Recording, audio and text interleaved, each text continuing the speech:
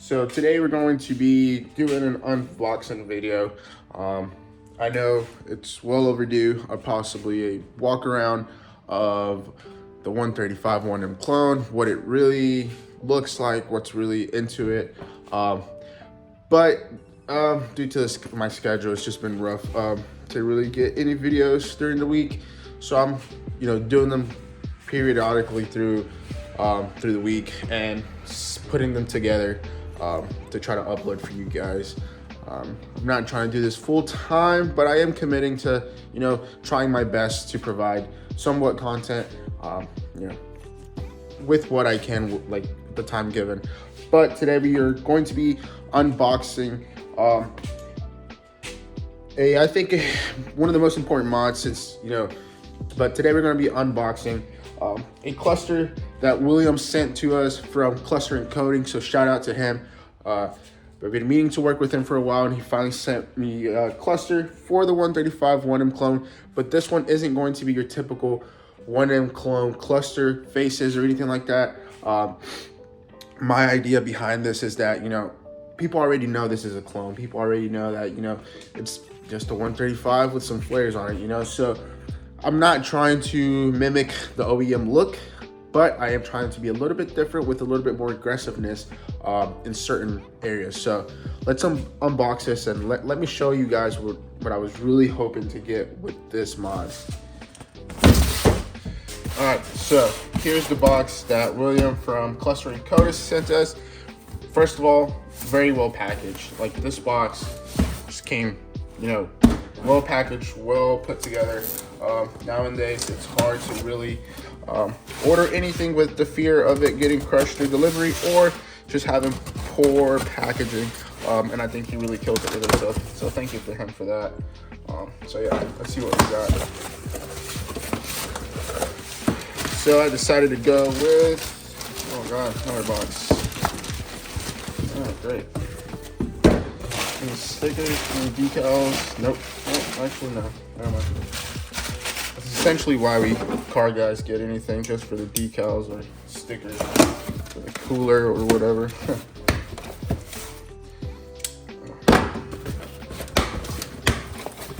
Alright, so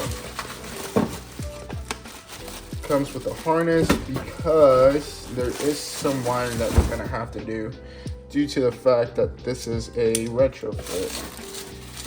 Usually when people do 1M clone faces, all you do is get a new cluster, they change the lights in the back, and you're good to go. But for this one, this cluster isn't really made for a 3 Series or 335, but it is OEM. And here it is. Check it out.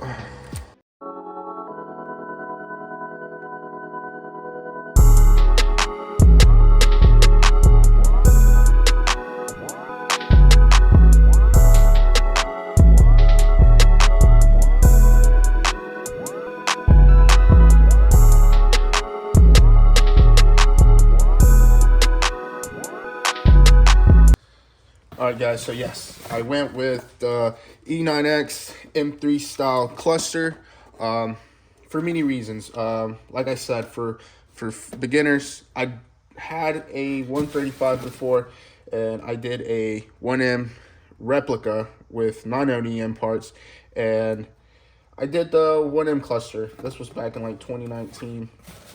When I had zero idea of what it really took to make a 1M clone.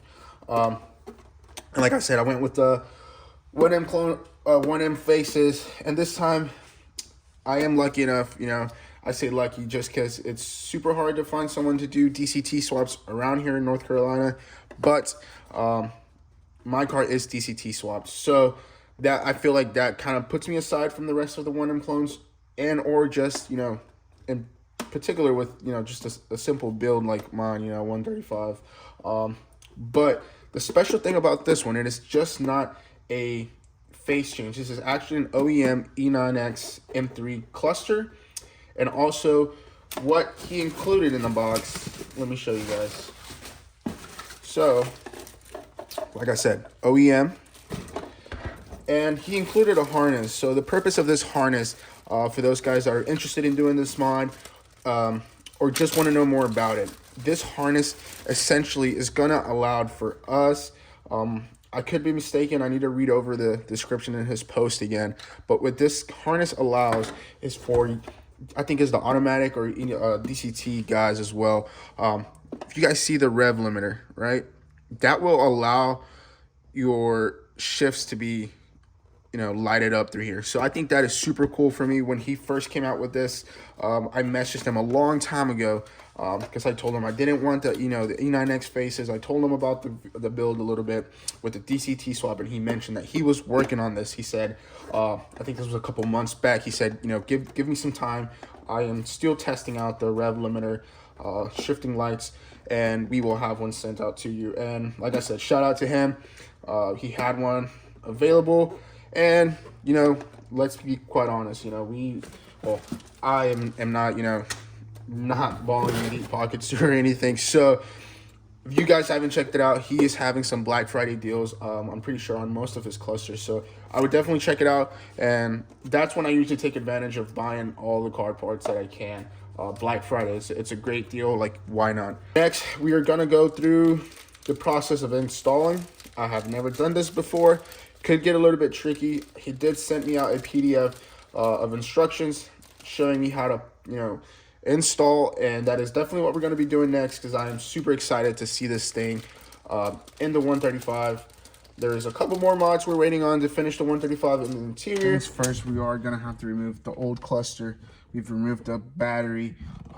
Now, next step is removing the cluster so that we can route the wires for the DCT RPM lights. So let's go ahead and do this really quick.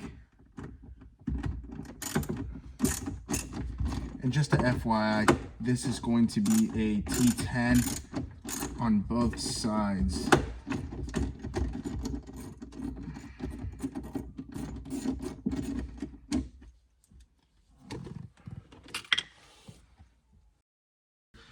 We're just gonna grab a flathead and gently pull out the old cluster and pop it out of place just like that. There we go. Easy peasy. Okay, so let me show you. So once we pulled it out, it's gonna be a connector right here. It's just like a little press. And once you press on this, it's as simple as pressing and forwarding that lock. As easy as that. And then you just pull it out and it's out. There we go. Simple, you don't have to break anything. And the old cluster is out. So another thing that has to get done to the E90 or E9x M3 cluster is that we do need to trim out this piece around here just for it to fit the curvature of the 135 like dash. Unfortunately, it is a little too big. I tried it in the beginning, not on anybody but myself, and I did manage to break a little bit of this. Luckily, it is right around the corner where we need to trim. I am using some basic tools, just a Dremel, from Walmart. Bought some, this little sanding strip block or whatever, and that's all. That's all it really takes. Just a little bit of trim. Basically, what you have to do is, you see this black stuff here. Essentially, that's what you have to level down because it is so thick. I am going to be redoing this right here, repainting it, sanding it down just for my preference. But yeah, essentially the outer, the middle, the bottom piece needs to get trimmed down.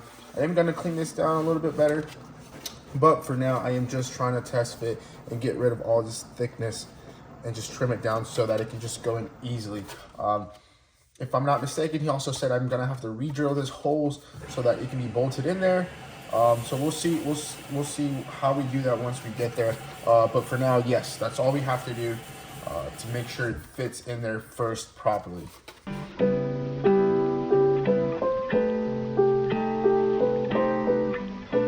Okay, so we were able to clean this up a little better, and I think it's gonna fit just fine. So. Let's test it out before we even put it together. The only reason I took it off was just to, I don't know, just be safe and easier to hold up the trim instead of carrying all that. I just took it off. It all consisted of 4 little screws towards the back and some clips that need to be removed, so you can remove this like cover, front face cover, and then after that, you know, you can take it off. But anyways, you didn't have to do that, I did, just preference. So let's go mock it up and see how it fits. Hopefully this fits just fine, and then all we're gonna have to worry about next is wiring. Okay, so we are done trimming this. Now the next thing we have to do is make new screw mounting points, and just to give a better insight of what was trimmed, we had to trim this outer rim so that it could sit flush, and also the old mounting points had to be shaved down in order for it to sit, you know, sit up properly. So now that is what we're gonna do. We're gonna drill new holes. I took, you know, the whole cluster, you know, cover off. That way we could, you know, better mount some, like better drill some holes into the new cluster. That way we can screw it up. I did scuff it up on the mocking of the E90 M3 clusters, so I'll probably sand this down, respray it, make it look a little bit cleaner. But for now, yes, it has been a little bit more difficult just because I'm very, you know, I doubt myself, and I'll, you know, shave just little to nothing, test fit it, do the same thing over and over. So that's what damage this. If you're better at, you know, calculating and stuff, maybe you could, you know, do it once, measure once and get it knocked out. Me, I like to measure 1,000 times for it to be right, or sometimes it might just be wrong because I'm just that terrible at it. But yeah. Okay, so the next thing we're gonna have to do is remove a couple of T20 screws under here, so we can expose all the wiring for the harness that we're gonna have to be installing. So we're gonna knock that out and then look further into the steps that are, you know, to follow for the wiring. So one of the wires that it says that we have to tap into is pin 4 and pin 9. So this one starts with 1 on the right side. If you see it in the corner, it tells you, you know, pin 1, finish through pin 8, 9, 16. The first one is going to be pin 4, and they did a good job in the PDF with describing the color, all that stuff, so you don't get confused. So for pin 4, it is going to be the brown wire. So let's go ahead and splice that one. And he was awesome enough to include, you know, these connectors, so that way you don't have to, you know, do any fishy stuff and you know, have to try to splice them by hand and, you know, shrink wrap, all that stuff. So that was pretty awesome from him, so shout out to him. So after pin 4, it says pin 9, which is this you know, grayish black wire. So let's go ahead and grab another connector and do that. Okay, so a little update on what's going on. So and towards the beginning, I was a little confused. Of course, I skipped through a page of instructions somehow. But anyways, it's gonna tap into 2 wires in the OBD2 port, and 1 on this harness under your steering wheel. I forgot what it's called exactly. I'll probably put it on the video here. But anyways, yes, I wouldn't be able to tell you without looking at the PDF, but it's right on the steering wheel. You tap into the 8th pin, which is a green wire. Once after that, you start connecting the rest of your wires and you'll be good to go. And I think we're going to test everything out before we you know, put it all back together. So hopefully it all works just fine and we don't have to deal with anything crazy going on for this part. You know, it does all the warm up, you know, RPM like it's supposed to. Look at that. That is just great. What is there not to love about that? You know, it's working, it's perfect. So everything's been installed. We noticed right away that the RPM lights worked. So what we're gonna do now is, I was gonna wait to go on a test drive before putting it together, but what I'm gonna do is go ahead and put it all together. I do need to get gas on the car. It hasn't been driven for about a week. So we're gonna take the 135 on a drive and test out the RPM lights. I'll try my best to get some footage. I don't have any fancy, you know, camera equipment. So I'll try to hold the phone as best as possible and give you guys a POV of the inside with the lights. I figured there was no better time to do it than a nighttime drive with the lights flashing.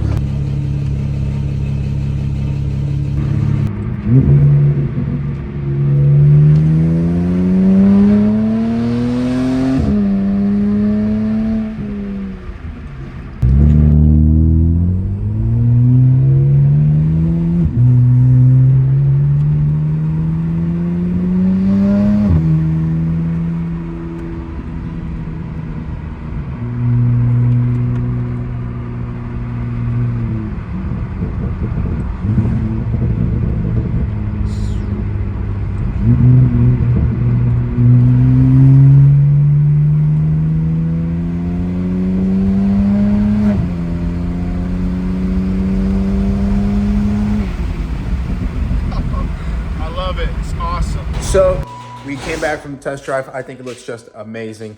If you were to ask me, what's the difficulty level?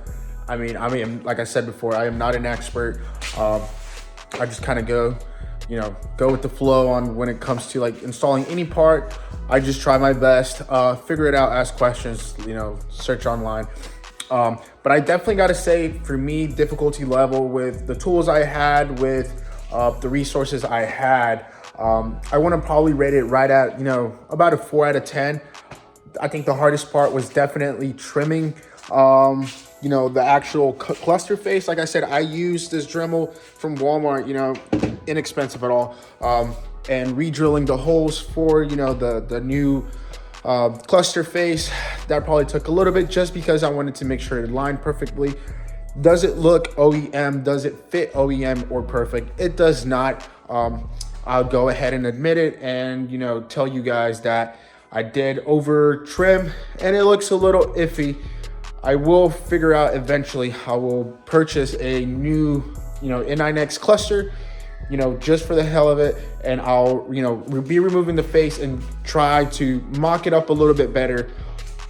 That way, it doesn't look, all, weird with the gaps in the bottom and such a rough surface that I created with the Dremel. But overall, I think this was one of the favorite mods for my interior so far yet. The 135 still is a budget build. For the heck of it, why not? Can we make a budget car perform and look great? I think we can, and I think that's probably what most of the channel is going to be about. Your budget builds and creating something nice, reliable, for half the price of what people do it out there. So with that being said, thank you guys for watching today's video.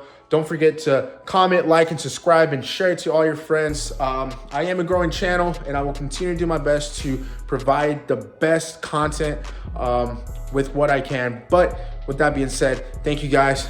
Peace.